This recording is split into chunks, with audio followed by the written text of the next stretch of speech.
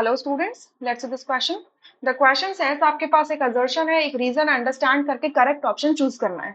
Assertion कहता है oligosaccharides are classified as disaccharides, trisaccharides या फिर टेट्रासैकेराइड। तो ये बिल्कुल ट्रू स्टेटमेंट है। रीजन कहता है it depends on the number of monosaccharides units on hydrolysis. ये भी बिल्कुल सही बात है। सो देखिए, एक बार समझ लेते हैं कि क्या होता है। सैकेराइड वर्ड का मतलब होता है शुगर, या ये कहें कि carbohydrates. Carbohydrates are the polyhydroxy carbonyl compounds, right. So carbohydrates को जब हम हाइड्रोलाइज करते हैं, कार्बोहाइड्रेट बेसिकली क्या हो जाते हैं, जब उनको हाइड्रोलाइज करते हैं इन एसिडिक मीडियम में, तो उनका बिहेवियर चेंज होता है। ठीक है, उस बिहेवियर के बेसिस पे हमारे पास तीन टाइप के कार्बोहाइड्रेट्स होते हैं। पहला होता है मोनोसैकेराइड्स। मोनोसैकेराइड्स, ठीक है।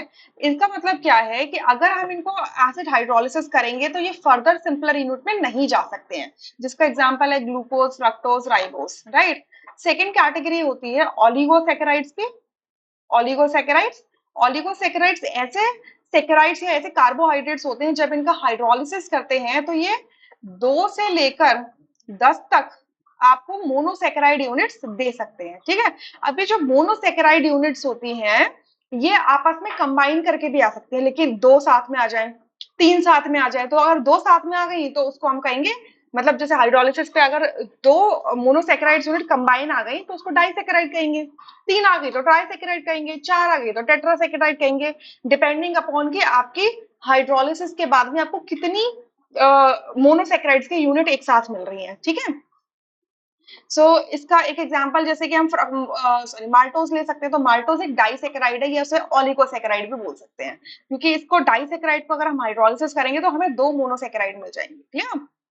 तीसरा होता है हमारा पॉलीसैकेराइड। पॉलीसैकेराइड का मतलब क्या होता है कि जिनका एसिड हाइड्रोलिसिस करने पर they releases a large number of monosaccharide units, जैसे कि सेलुलोज, स्टार्च, ग्लाइकोजन, ये सारे क्या पॉलीसैकेराइड्स होते हैं।